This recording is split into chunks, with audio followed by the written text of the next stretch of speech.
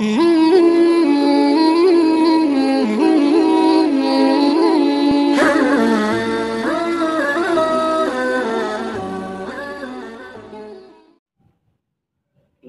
ونستعينه ونستغفره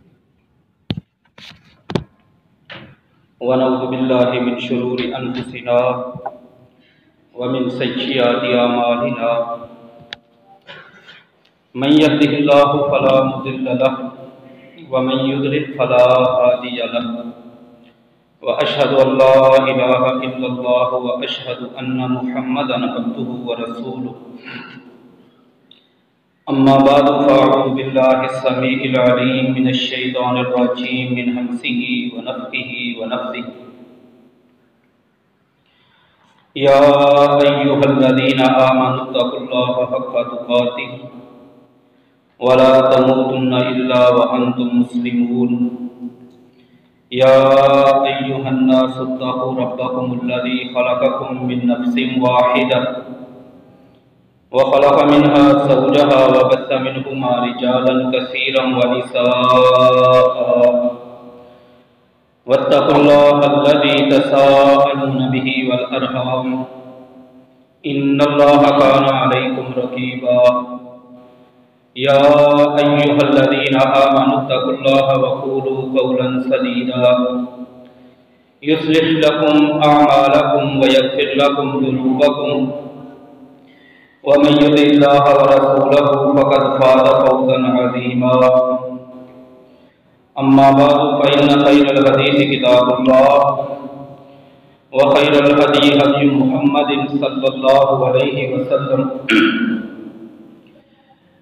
وشر الأمور محدثاتها وكل محدثة بدعة وكل بدعة ضلالة وكل ضلالة في النار أما بعد فأعوذ بالله من الشيطان الرجيم إن رحمة الله قريب من المحسنين حمد و ثنا بزرگی کبریائی تعریفات تسبیحات تحمیدات تمجیدات تکبیرات تحلیلات اللہ وحدہ لا شریک کی ذات اقدس و اطہر و بابرکت کے لیے ہے۔ بے شمار لا تعداد درود و سلام سید الاولین سید الآخرین امام المتقین محمد رسول اللہ صلی اللہ علیہ وآلہ وسلم کی ذات مبارکہ مطہرہ پر۔ عزیز سامعین کرام، آج کے ہمارے اس خطبہ جمعہ کا عنوان اور موضوع ہے انسان مسلمان کو سب سے زیادہ ضرورت ان حالات میں جو حالات آج کل ہمارے ملک کے ہیں، اللہ تعالیٰ کی رحمت کی ہے بالخصوص۔ عام طور پر بھی انسان سب سے زیادہ محتاج اللہ تعالیٰ کی رحمت کا ہوتا ہے۔ مالک کائنات کے جو اس کائنات میں اپنے بندوں پر احسانات ہیں، ان احسانات میں سے اس کی رحمت ایک بہت بڑا احسان ہے، ایک عظیم ترین تحفہ ہے اور ایک عظیم ترین اپنے بندوں کے ساتھ اللہ کریم کی محبت ہے۔ اور بڑا خوش نصیب ہے وہ انسان، وہ مرد، وہ عورت، طالب علم، عالم، چھوٹی عمر کا بڑی عمر کا رب کا بندہ، جسے اللہ تعالیٰ کی رحمت کی قدر قیمت معلوم ہو جائے اور پھر وہ اللہ تعالیٰ سے اس رحمت کا سوال کرنے لگے۔ عادت ہماری یہ بنی ہوئی ہے، ہمارے حالات خراب ہوں، ہماری زندگی کسی وجہ سے ڈسٹرب ہو جائے، پریشان کن حالات میں چلی جائے، ہم دنیا کے قوانین، اصول اور دستور کے حساب سے اپنی زندگی کی مشکلات نکالتے ہیں۔ ہمارے ملک کے حالات خراب، کبھی ہم حکومت کو ذمہ دار بنائیں گے، کبھی اپوزیشن کو بنائیں گے، کسی کو چور کہہ دیں گے، کسی کو بد کردار کہہ دیں گے۔ اس بات میں کوئی شک نہیں، ان چیزوں کا بھی ملک کی حالات کی خرابی میں اثر ہوتا ہے، لیکن جو اصل چیز ہے وہ ان حالات کو پیدا کرنے والی ذات، جس ذات نے ان چیزوں کو سبب بنایا ہے، اس ذات کی طرف لوٹنے کی ضرورت ہے۔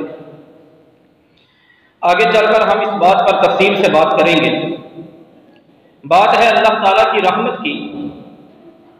اللہ تعالیٰ کی رحمت کی ہمیں کتنی ضرورت ہے؟ اللہ تعالیٰ کی رحمت کا سوال اور اس رحمت کے لیے دعا ہمیں کتنی کرنی چاہیے؟ اس کے لیے لقد کان لکم فی رسول اللہ اسوۃ حسنہ، اللہ کے پیارے پیغمبر رحمت دو عالم محمد صلی اللہ علیہ وآلہ وسلم، ان کی زندگی میں ہمارے لیے بہترین نمونہ ہے۔ جب ہم اللہ تعالیٰ کی رحمت اور اللہ کے پیغمبر کی زندگی کا مطالعہ کریں، بڑی حیران کن بات ہمارے سامنے آتی ہے۔ آپ کسی بھی حدیث کی کتاب میں ان دعاؤں کے چیپٹر، ان کی دعاؤں کے باب نکالیں جن دعاؤں کو میرے نبی صلی اللہ علیہ وآلہ وسلم صبح کے وقت میں پڑھا کرتے تھے، آپ کو یہ دعا سر فہرست بڑی نمایاں طور پر نظر آئے گی۔ یا حی یا قیوم برحمتک استغیث۔ اللہ تعالیٰ کو دو نام حی اور قیوم سے اللہ تعالیٰ کے سامنے دعا کرنے کے بعد، اور یہ دو اللہ تعالیٰ کی صفتیں ایسی عظیم صفتیں ہیں، ان کے ساتھ جب بھی کوئی بندہ دعا کرتا ہے، پروردگار کائنات کا یہ وعدہ ہے اپنے اس بندے سے کہ وہ مالک اس بندے کی دعا قبول کرتے ہیں۔ سنن ابن ماجہ میں 3856 نمبر حدیث ہے۔ اللہ کے رسول صلی اللہ علیہ وآلہ وسلم کے بڑے ہی پیارے صحابی، قرآن مجید کے بہت بڑے عالم اور قاری ابو المنذر ابی بن کعب رضی اللہ تعالی عنہ فرماتے ہیں کہ میرے نبی صلی اللہ علیہ وآلہ وسلم نے مجھے کہا، اے ابی، ایک قرآن مجید کے اندر اللہ تعالیٰ کی صفات میں سے ان صفات کا تذکرہ ہے، اذا دعی بہ، جب بھی ان کا واسطہ وسیلہ دے کر ان کے ساتھ اللہ سے دعا کی جائے، اللہ اس دعا کو قبول کر لیتے ہیں، اجابہ۔ اور ساتھ آپ نے ایک ہنٹ، ایک اشارہ دیا کہ اللہ تعالیٰ کے وہ صفاتی نام قرآن مجید کی 3 صورتوں کے اندر ہیں، سورۃ البقرہ کے اندر، سورۃ آل عمران کے اندر اور سورۃ طٰہٰ کے اندر۔ کہتے ہیں جب ہم نے تلاش کیا، ان کے شاگرد کہتے ہیں، تو وہ لفظ ملے الحی القیوم، سورۃ آیت الکرسی کی اس آیت میں، عظیم الشان آیت میں سورۃ البقرہ کا حصہ ہے۔ سورۃ آل عمران کی دوسری آیت اگر آپ پڑھیں، اس میں یہ اللہ تعالیٰ کے ان ناموں کا تذکرہ مل جائے گا۔ سورۃ طٰہٰ میں وَأَنَتِ الْوُجُوهُ لِلْحَيِّ الْقَيُّومِ، وہاں پر بھی اس کا ذکر ملے گا۔ ان کے ساتھ جو پہلی چیز جس کا سوال کیا ہے وہ کیا ہے؟ برحمتک استغیث، اے اللہ، اللہ کے نبی ہیں محمد صلی اللہ علیہ وآلہ وسلم، میں تو اس سے مدد طلب کرتا ہوں تیری رحمت کے ساتھ۔ تو صبح کی دعا میں اللہ کی رحمت کی التجا ہے۔ آپ شام کی دعاؤں کا چیپٹر نکال لیں کہ میرے نبی شام کو جو دعائیں پڑھتے تھے، ان دعاؤں میں دعائیں کون سی تھی، دعا کا مضمون کیا تھا، یہی دعا آپ کو پیارے نبی صلی اللہ علیہ وآلہ وسلم کی شام کی دعا میں نظر آئے گی۔ یا حی یا قیوم برحمتک استغیث، مطلب کیا ہوا ان دونوں حدیثوں کا؟ معنی اور مطلب یہ بنا کہ میرے نبی کی صبح اور میرے نبی کی شام اللہ تعالیٰ سے رحمت مانگتے ہی ہوا کرتی تھی۔ رات کو سونے کی بات آتی، اللہ کے نبی صلی اللہ علیہ وآلہ وسلم، سنن نسائی میں تفصیل کے ساتھ روایت ہے، جب آپ اپنے بستر پر جاتے تو اسی انداز سے دعا کرتے، اللہم بسمک ربی وذات جنبی وابک ارفعھا ان امسکت نفسی فرحمھا، اللہ سے اس کی رحمت کا سوال ہے۔ سوتے وقت بھی اللہ تعالیٰ سے، پروردگار کائنات سے اس کی رحمت کا سوال ہے۔ یہی نہیں، یہ سلسلہ بہت آگے تک چلا۔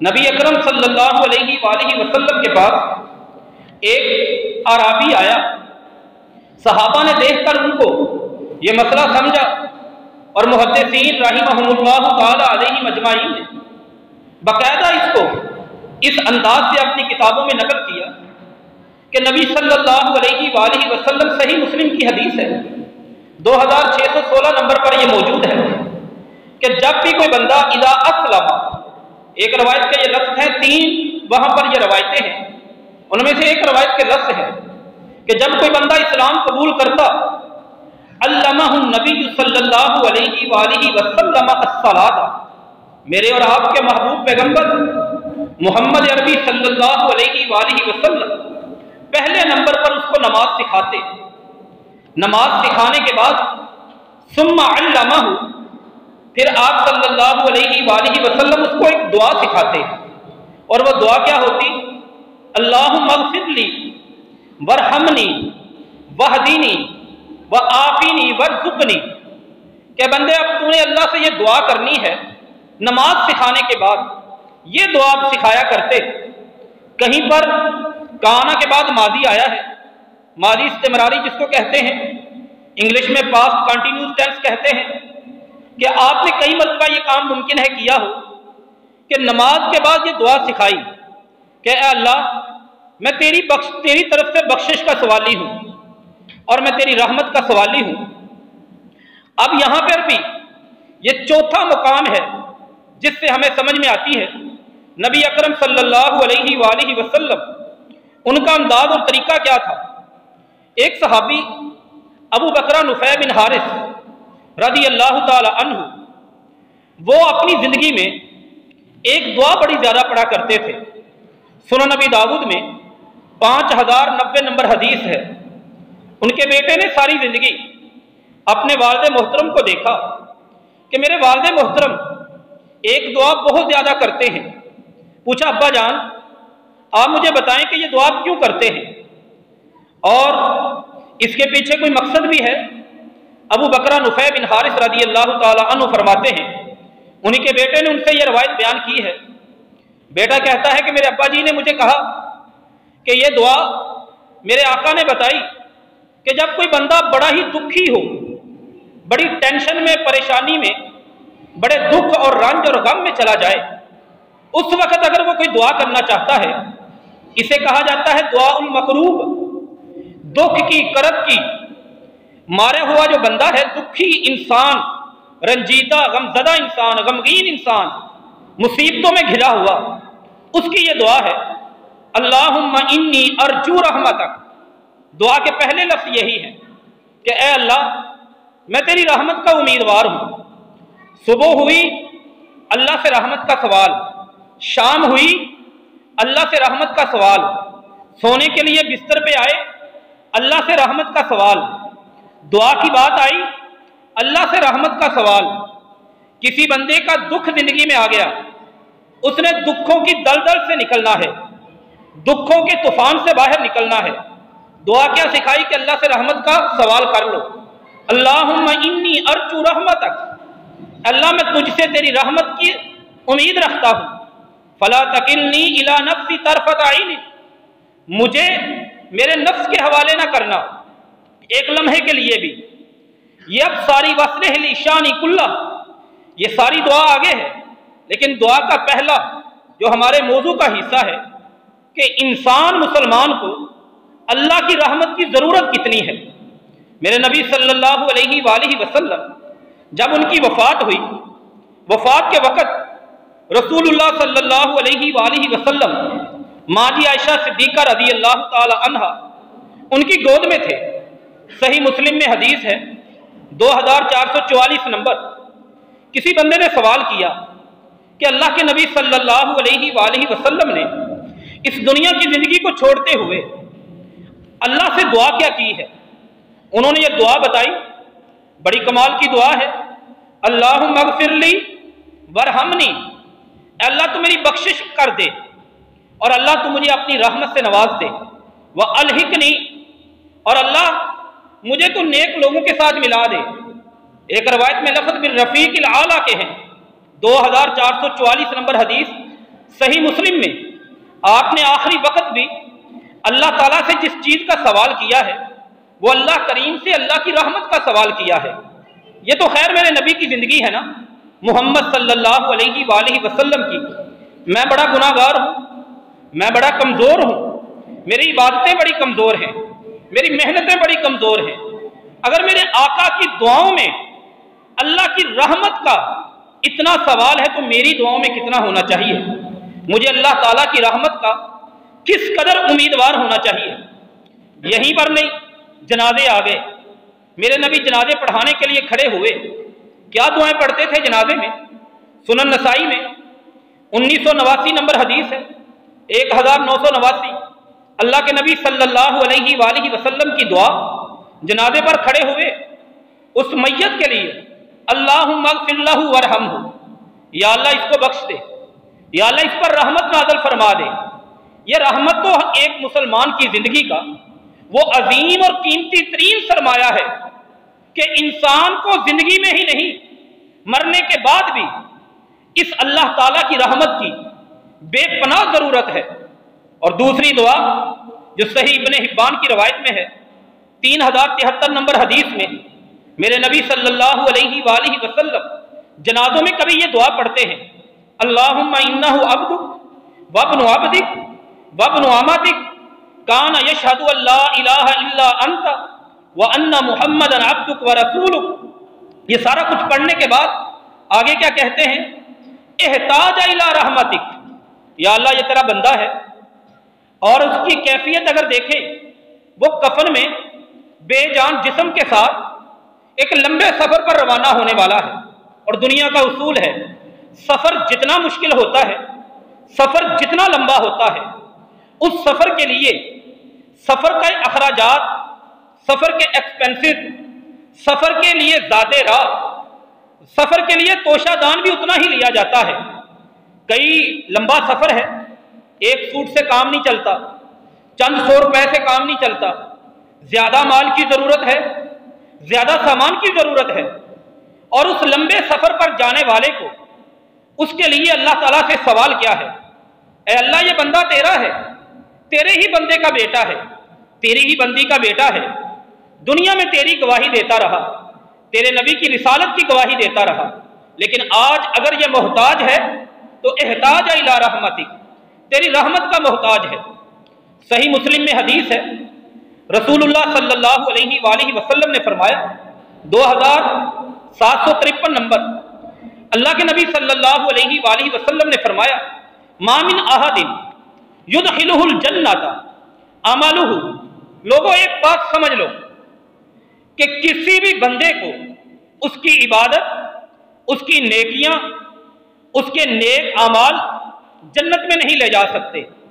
اب یہ بات صحابہ کرام رضوان اللہ تعالی علیہم اجمعین ان کو تو ہلا دینے والی تھی، وہ بڑے پریشان ہوئے، کہا اللہ کے نبی صلی اللہ علیہ وآلہ وسلم ولا انت، کیا آپ کے عمل بھی آپ کو جنت میں نہیں لے کر جائیں گے؟ فرمایا بالکل نہیں، مجھے بھی میری عبادت، میرے عمل جنت میں نہیں لے کے جائیں گے۔ الا ان یتغمدنی ربی برحمہ، مجھے اگر کوئی چیز جنت میں لے کر جائے گی تو وہ میرے مالک کی رحمت لے کر جائے گی۔ ان ساری حدیثوں سے جو باتیں ہمیں خلاصے کے طور پر سمجھ آئیں کہ اللہ کے نبی صبح کی اللہ سے رحمت کی دعا کرتے ہوئے، شام کی اللہ سے اس کی رحمت مانگتے ہوئے، بستر پر لیٹے رب کی رحمت کے سوالی بنتے ہوئے، لوگوں کو سکھایا رب سے رب کی رحمت کو مانگنا، کسی دکھی کو دکھوں سے نکلنا بتایا اللہ تعالیٰ کی رحمت کے سوال کے ساتھ، میت کے لیے دعا کی اللہ سے اس کی رحمت مانگتے ہوئے، میت کے لیے آخر میں اس کی ضرورت بتائی اللہ تعالیٰ کی رحمت کے حوالے سے۔ محشر کے میدان کے اندر سب سے زیادہ انسان ضرورت مند اللہ تعالیٰ کی رحمت کا، رب کی رحمت ہی اسے جنت میں لے کر جائے گی۔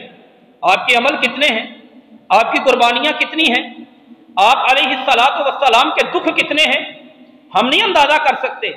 ایک بچہ دنیا میں نہیں آیا کہ باپ کی محبت رب نے واپس لے لی، دنیا میں آئے ماں کی محبت واپس لے لی، دادا کا پیار گفٹ ملا، وہ بھی چند سال سے زیادہ نصیب میں نہ رہا، چچا کی محبت ملی، عمر کے اس حصے میں پہنچے جس حصے میں سب سے زیادہ اس چچا کے تعاون کی ضرورت تھی، وہ بھی رب نے سہارا چھین لیا جو دنیا کے اعتبار سے تھا۔ اب اس سے بھی آگے چلتے ہیں، اللہ نے بیٹا دیا عبداللہ، اس کا جنازہ بھی خود اٹھانا پڑا۔ اللہ نے دوسرا بیٹا دیا، اس کی جوانی دیکھنی بھی نصیب نہ ہوئی۔ اللہ نے تیسرا بیٹا دیا، اس کی جوانی دیکھنی بھی نصیب نہ ہوئی۔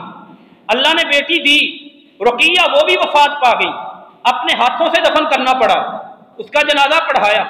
اللہ نے دوسری بیٹی دی ام کلثوم، اپنی ہی زندگی میں اس کا فوت شدہ کا چہرہ دیکھا۔ اللہ نے تیسری بیٹی زینب، اس کو بھی اپنی ہی زندگی میں قبر کے حوالے کیا۔ اس سے بڑا کیا دکھ ہو سکتا ہے؟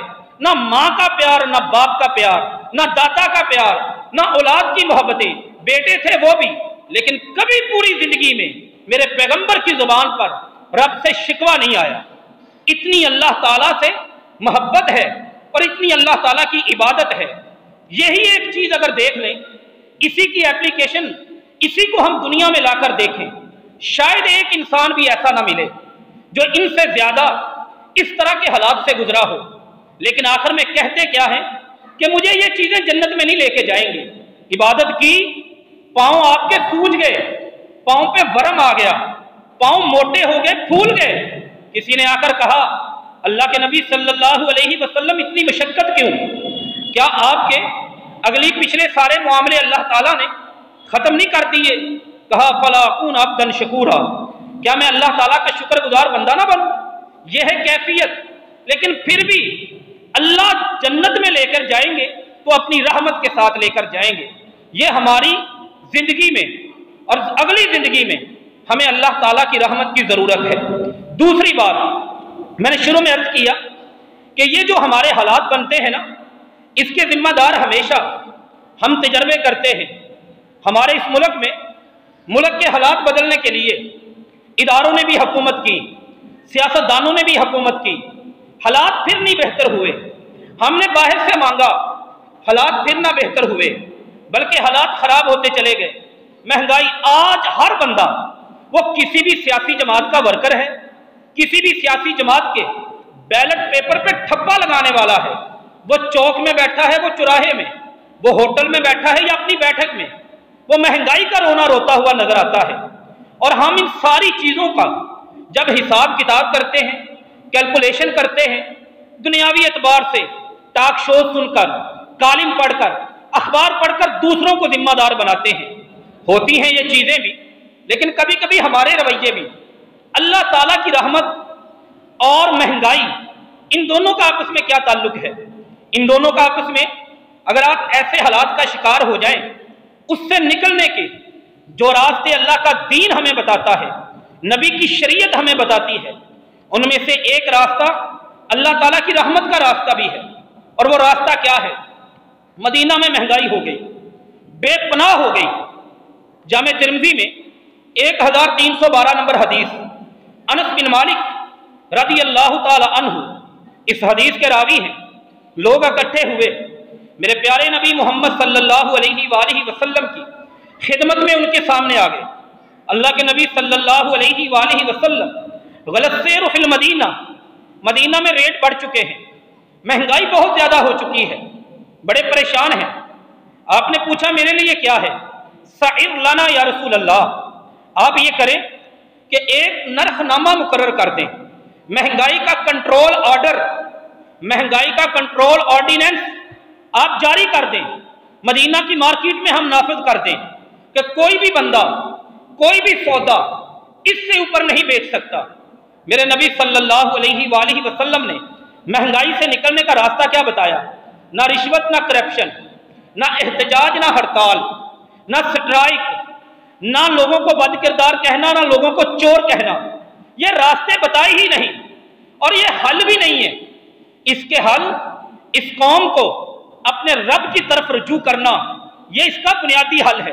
میرے نبی محمد صلی اللہ علیہ وآلہ وسلم نے سب سے پہلا فکرہ جو کہا، فرمایا ان اللہ هو المسائر القابض الباسط الخافض الرافع بل ادعو اللہ تعالی۔ سنو، یہ جو ہوتی ہے نا مہنگائی، اس کو کنٹرول میں نے نہیں کرنا، اس کو کنٹرول عرش کے رب نے کرنا ہے، میں نے نہیں کرنا، اللہ کریم نے کرنا ہے۔ وہی تو اللہ ہے جو رزق کو کھول دیتا ہے، اور وہی رب ہے جو رزق کو تنگ کر دیتا ہے۔ اس بات پر کعبے کے رب کی قسم مکہ کے بے ایمان اور مشرک کا بھی یقین تھا، آج کے پاکستان کے مسلمان کا نہیں، کمزور ہے۔ آپ اٹھائیں پارہ نمبر 21 سورۃ عنکبوت کی آیت نمبر 62 اور 63۔ پروردگار کائنات کہتے ہیں، اے میرے نبی، وَلَئِن سَأَلْتَهُم مَنْ خَلَقَ السَّمَاوَاتِ وَالْأَرْضَ وَسَخَّرَ الشَّمْسَ وَالْقَمَرَ لَيَقُولُنَّ اللَّهُ فَأَنَّىٰ يُؤْفَكُونَ۔ آپ ان مکہ کے لوگوں سے پوچھیں آسمان اور زمین کو پیدا کرنے والا کون ہے؟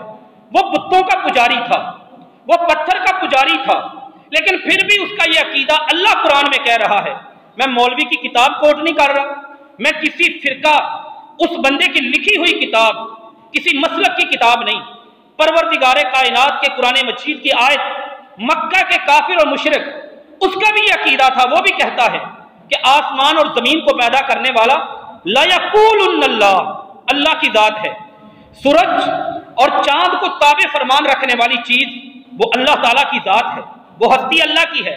اللہ یبسط الرزق، اگلی آیت میں اللہ نے فرمایا اللہ ہی رزق کو پھیلاتا ہے، اللہ ہی رزق کو تنگ کرتا ہے۔ اس سے اگلی آیت میں بھی ان کے عقیدے کی بات، وَلَئِن سَأَلْتَهُم، آپ ان سے پوچھیں بارش برسانے والا کون ہے؟ یہ مکہ کے کافر اور مشرک کہیں گے اللہ تعالیٰ کی ذات ہے۔ تھوڑی سی کمی بیشی اختلاف کیا تھے وہ ایک الگ بات ہے، لیکن کئی چیزوں میں وہ کتنا ماننے والے تھے۔ ہمیں اس بات کو، اللہ کی اس ربوبیت کو، اس الوہیت کو، اللہ تعالیٰ کے جو حقوق ہم پر ہیں ان کو سمجھنے کی بہت زیادہ ضرورت ہے۔ میرے نبی محمد صلی اللہ علیہ وآلہ وسلم نے فرمایا قیمتوں کو کنٹرول، مہنگائی کو کنٹرول اللہ تعالیٰ کی ذات کرنے والی ہے۔ رزق میں اضافہ وہی کرتا ہے، رزق کو تنگ بھی وہی کرتا ہے۔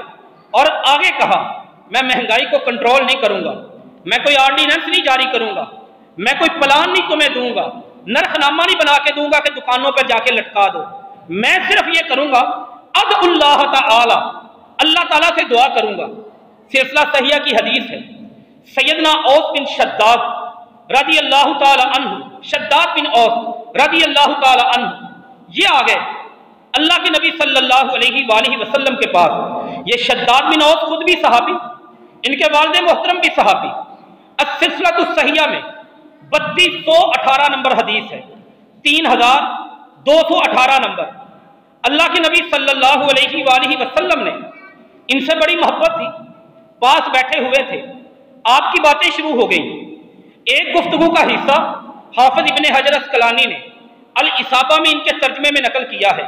باتیں شروع ہوئیں، یہ بڑے بیمار تھے، بڑی تنگی میں، بڑی پریشانی میں تھے۔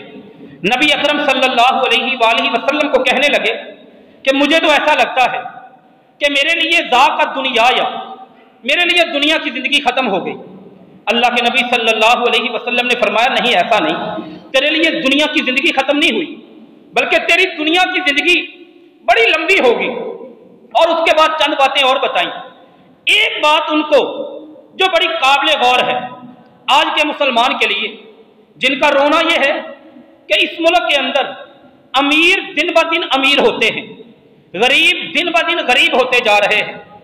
یہ ٹھیک ہے، شکوہ ہم کر سکتے ہیں، یہ اس ملک کی حقیقت بھی ہے، لیکن اس کے ساتھ اصل کام جو کرنے کا ہے یہ وہ ہے جو پیارے نبی صلی اللہ علیہ وآلہ وسلم نے اپنے صحابی شداد بن اوس کو بتایا تھا رضی اللہ تعالی عنہ کو۔ کہا شداد تو اپنی زندگی میں ایک وقت ایسا دیکھے گا کہ لوگ ان الناس قد اقتنزوا، لوگوں نے الذهب والفضة، سونے اور چاندی سے اپنی تجوریاں بھر لی ہیں، سونے اور چاندی کے سٹاک کر لیے ہیں، سونے اور چاندی کے ذخیرے کر لیے ہیں، اور تیرے پاس اس وقت کچھ نہیں ہوگا۔ تو نے ایک کام کرنا ہے، اس وقت جب لوگوں کے پاس دولت بڑی ہو لیکن تیری معیشت بڑی پریشان کن ہو، تیرے حالات بڑی تنگی والے ہو، تو نے ایک دعا کرنی ہے۔ وہ دعا بڑی لمبی ہے، سلسلہ الصحیحہ میں ہے، 3218 نمبر حدیث پر، حسن المسلم میں بھی ہے۔ اس دعا کا پہلا حصہ کہ دعا تم نے یہ کرنی ہے، اللہم انی اسألک मूजिबात रहमतिक, ए अल्लाह मैं तुझसे उन चीज़ों का सवाल करता हूँ जो चीज़ें तेरी रहमत मुझ तक ले आएंगी, जो चीज़ें मुझे तेरी रहमत का मुस्तहिक बना दें, तेरी रहमत को मेरे लिए वाजिब कर दे। इस हालात से निकलने के लिए भी आप अपनी मेहनत, आप अपने कारोबार, अपनी मेहनत मजदूरी करें, लेकिन असल जो डर है ना ऐसे हालात में, वो अल्लाह ताला की ज़ात का डर है, वो अल्लाह ताला का घर है, वो अल्लाह ताला से रहमत की दुआएं हैं। और अल्लाह ताला की रहमत ये एक बड़ी अजीम अल्लाह ताला ने अपने बंदों के लिए नेमत और अपने बंदों के लिए तोहफा दिया है। इसकी रहमत वसी तरीन रहमत है। नबी अकरम सल्लल्लाहु अलैहि वसल्लम फरमाते हैं, सही बुखारी में, सही मुस्लिम में हदीस है 2752 नंबर पर 2752, अल्लाह के नबी सल्लल्लाहु अलैहि वसल्लम ने फरमाया, इन्नल्लाह ताला, उस दिन जिस दिन अल्लाह ताला ने कायनात को पैदा किया, खलकल खल्का, जिस दिन अल्लाह ताला ने कायनात को पैदा किया, उस दिन अल्लाह ताला ने अपनी रहमत को भी पैदा किया। और रहमत के खाला का मीअता रहमतिन, रहमत को अल्लाह ताला ने इसके 100 हिस्से पैदा किए। बात बड़ी समझने वाली है, 100 हिस्से अल्लाह ताला ने पैदा किए। उन 100 में से अमसाका इंदाहु 99 हिस्से रहमत के माल के कायनात ने अपने पास रख लिए, और उन 100 में से एक हिस्सा अल्लाह ताला ने जमीन पर उतारा। और वो रहमत जो अल्लाह ताला ने पैदा की, फिर उसको 100 हिस्सों में तकसीम किया, और 100 हिस्सों में से एक हिस्सा जमीन पर उतारा। उस हिस्से को समझने के लिए आपके ये लफ्ज हैं, तिबाका मा बैन समावाति वल अर्ज़, हर रहमत यानी 100 में से हर हिस्सा वो इतना ज्यादा है, वो रहमत इतनी ज्यादा है जितना जमीन और आसमान के दरमियान फासला है। यानी अल्लाह की रहमत बिल्कुल थोड़ी रहमत नहीं, मामूली रहमत नहीं। जमीन और आसमान के दरमियान जो स्पेस, जो खला है, अगर इसको कोई बर्तन बना दिया जाए, जितना ये बनेगा इतनी अल्लाह ताला की रहमत का एक हिस्सा है। जमीन आसमान के दरमियान कितना फासला है, फासले नापे जाते हैं फासले को देखकर। छोटा फासला नापना है, लोग इंच के हिसाब से फासला नापते हैं। लंबा फासला नापना है, कराची लाहौर से कितना दूर है, किलोमीटर के साथ फासला नापते हैं। जितना फासला ज्यादा होता है, नापने का पैमाना उतना ही ज्यादा हो जाता है। जमीन और आसमान के दरमियान जब आज के साइंसदान ने फासला नापना चाहा, इसे किलोमीटर बहुत छोटा नजर आया, इसे मील बहुत छोटा नजर आया। इसके लिए पैमाना बनाया गया रोशनी का साल। रोशनी का साल बनाया गया कि रोशनी का साल जो है ना, इससे जमीन और आसमान के दरमियान फासला नापा जाएगा। जो साइंसदानों का अंदाजा है वो ये है कि जमीन से लेकर आसमान तक जो फासला बनता है 59 खरब साल, आम नहीं, रोशनी के साल, 59 खरब रोशनी के साल ये फासला बनता है। अच्छा, रोशनी कितना फासला करती है? साइंस के मुताबिक 1,86,282 किलोमीटर। यहां से सऊदी अरब अगर हम जाए ना, 4,000 किलोमीटर बनता है। पाकिस्तान से सऊदी अरब 4,000 किलोमीटर है। रोशनी अगर फासला करे, एक महीने में नहीं, एक हफ्ते में नहीं, एक दिन में नहीं, एक घंटे में नहीं, एक मिनट में नहीं, एक मिनट के एक सेकंड के अंदर कितना फासला? 1,86,282 किलोमीटर ये फासला करती है। इसको नूरी साल कहा जाता है। इतना फासला एक सेकंड के अंदर रोशनी करती है। जमीन आसमान के दरमियान कितना फासला है? किलोमीटर फेल हो गए, मील फेल हो गए, इतनी वुसअत है। और अगर अल्लाह ताला की रहमत को कोई मापना चाहे कितना है, कितनी है अल्लाह ताला की रहमत, उसकी वुसअत, कुरान पाक में अल्लाह ने कहा वासियत कुल्ला शै, दुनिया की हर चीज पर अल्लाह की रहमत छाई हुई है। हदीस कह रही है जमीन आसमान के दरमियान फासले को, खला को और अल्लाह ताला की रहमत को अगर आप समझना चाहते हैं, जितना ये जमीन और आसमान के दरमियान जगह है, अल्लाह ताला की रहमत के एक हिस्सा اگر اس کے برابر لایا جائے تب بھی، ویسے تو حدیث میں یہ ہے نا اس کے برابر ہے، لیکن اگر قرآن و سنت کے انداز کو دیکھیں پھر بھی یہ چھوٹا ہوگا، اللہ تعالیٰ کی رحمت کا حصہ بڑا ہو جائے گا۔ پھر اس کی تصویر نبی اکرم صلی اللہ علیہ وآلہ وسلم نے لوگوں کے سامنے رکھی، فرمایا اللہ تعالیٰ کی رحمت کی کیفیت پیمانہ نہیں ہے ہمارے پاس، ہم ماپ سکیں، ہم جانچ سکیں، لیکن اس کی صورت ایک ہم دیکھ سکتے ہیں۔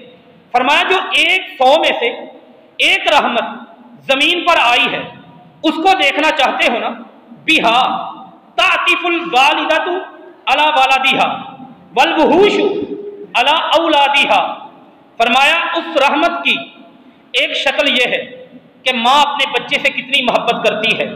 ابھی 2 دن پہلے کی بات، ہمارا ایک چینل ایک خبر دکھا رہا تھا، شاید لاہور کی خبر تھی، بیٹا ماں سے پیسے مانگتا ہے، ایک ہی بیٹا ہے اکلوتا، ماں اسے پیسے نہیں دیتی، وہ ایک کلہاڑی پکڑ کے ماں کو مارنا شروع کر دیتا ہے، 2-3 جگہ سے سر کو پھاڑا، ناک کی ہڈی کو توڑ دیا۔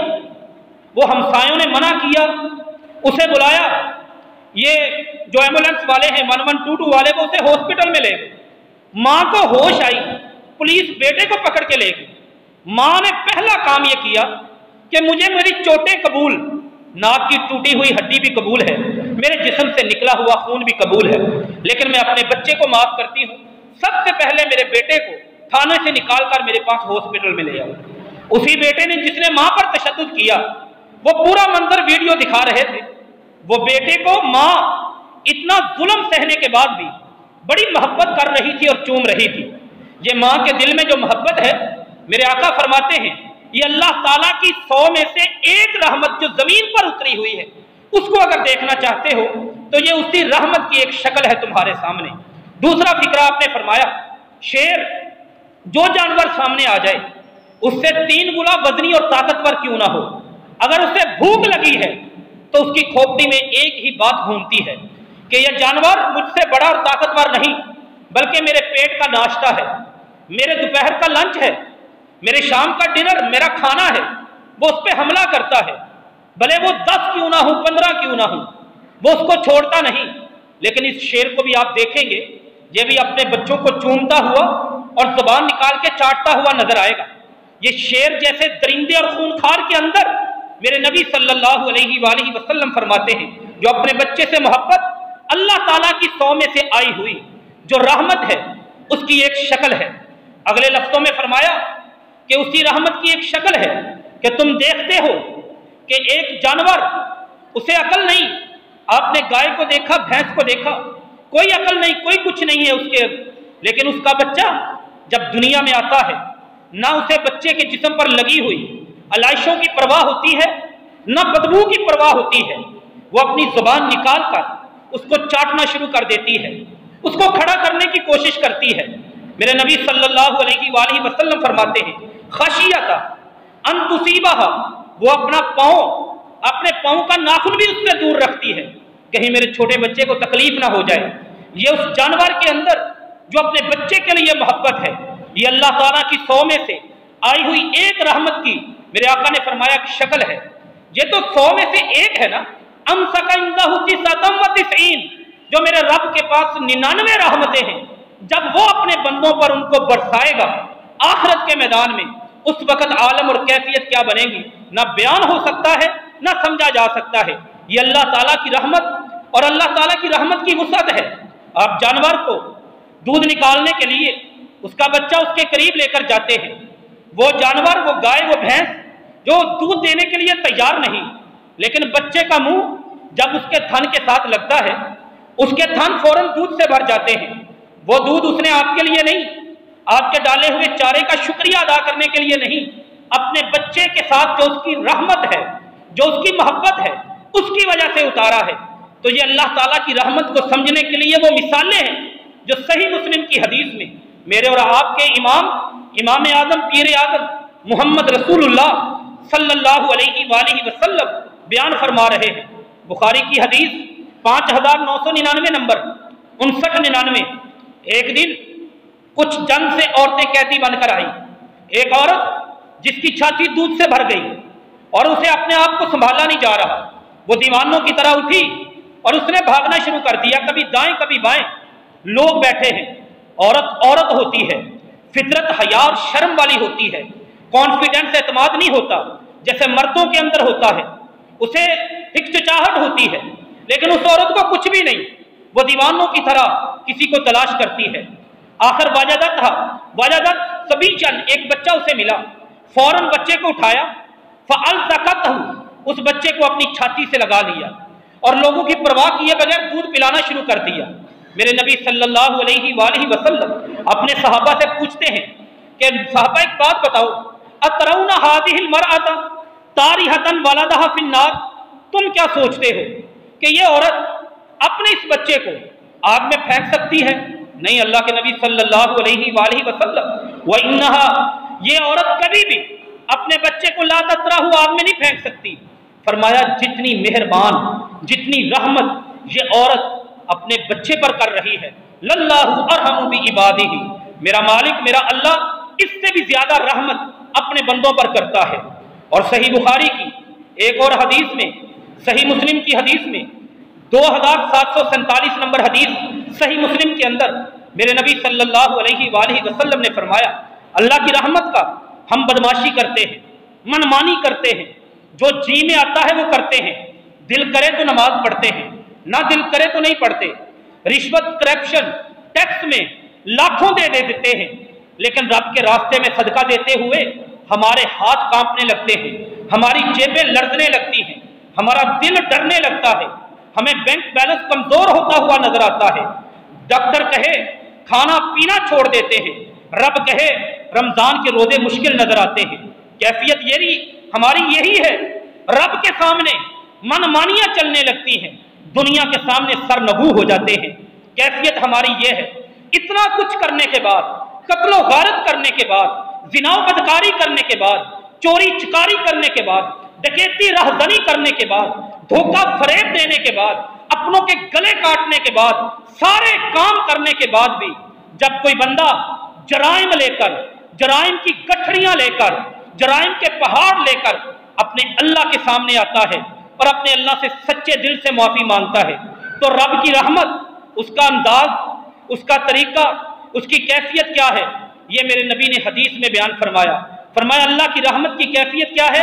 इतनी रब को खुशी होती है, इतनी खुशी उस बंदे को भी नहीं होती जो एक ऊंटनी पर बैठकर फी अर्सिन फलातिन, एक सहरा में था, सहरा में पानी नहीं था, सहरा में दरख्त नहीं था, जिंदगी का कोई असर नहीं था, ये सवारी से उतर कर लेटा, अभी आंखें बंद की हैं, आंखें खोल के देखा कि वो सवारी कद फलतत मिन्हु, वो भाग गई है इससे। इसने नजरें उठा के देखा, सवारी कहीं पे नजर नहीं आई, ये इसने तलाश किया, सवारी नहीं मिली, ये मायूस हुआ, वापस आया, जिंदगी से मायूस हो गया, मौत के इंतजार में ये लेट गया, इस्ताजा लेट गया, अपना हाथ फवादा यदाहु अला वजहिही, अपना हाथ उठाया, अपने चेहरे पे रख लिया, अपनी आंखों को बंद कर लिया, थोड़े लम्हे गुजरे, हाथ को हटाया, आंखों को खोला, जो मौत यकीन करके मौत का लेटा था, मौत के इंतजार में था, अभी वो थोड़ी देर के बाद आंखें खोल के देखता है, उसकी सवारी इज़ा हुआ बिहा काइमा, उसके पास खड़ी है, ये खुशी से दीवाना हो गया, इसकी अकल काम करना छोड़ गई, ये इतना जज्बाती हुआ, इसका अपनी जुबान पे, अपने अल्फाज पे, अपने जुमलों पे कंट्रोल नहीं रहा, दीवाना होके कहने लगा, अल्लाहुम्मा अंत अब्दी व अना रब्बुक, ऐ अल्लाह तू मेरा बंदा है और मैं तेरा रब हूँ। अल्फाज उल्ट कर दिए। मेरे नबी सल्लल्लाहु अलैहि वसल्लम के इस हदीस का मतलब है, ये खुशी से दीवाना हो जाने वाला, ये अपने जज्बात की वजह से होश हवास खो देने वाला, अपने फिक्रों पे कंट्रोल भूल जाने वाला, इतना इतना खुश है, फिर भी इसकी खुशी कम है जब गलतियां करने के बाद, गुनाह करने के बाद कोई बंदा अल्लाह के सामने आ जाता है, अपनी आंखों में आंसू ले आता है, रब से उसकी रहमत का सवाल करते हुए तौबा करता है, अल्लाह उस बंदे को इसकी तौबा सुनकर इससे भी ज्यादा खुश होते हैं जितनी खुशी इस बंदे को हुई। ये अल्लाह ताला की रहमत है। इस दौर में, इन हालात में सबसे ज्यादा हमें अल्लाह की रहमत की जरूरत है। जो अगली चीजें हैं, अल्लाह ताला की रहमत से मायूस होने वाला, उसका क्या हुक्म है? अल्लाह ताला की रहमत कौन कौन से हमारे अमल हैं जो हमारी जिंदगी में लेकर आएंगे? और अगली चीज, सिर्फ अल्लाह ताला की रहमत पर ही यकीन होना चाहिए या उसके साथ साथ اللہ کا ڈر بھی ہونا چاہیے۔ اس کی کیفیت مسلمان کے لیے کیا ہے وہ اللہ کی توفیق سے آئندہ ہم سماعت کریں گے۔ اللہ سے دعا ہے اللہ تعالی ہم سب کو عمل کی توفیق دے۔ وما علینا الا البلاغ المبین۔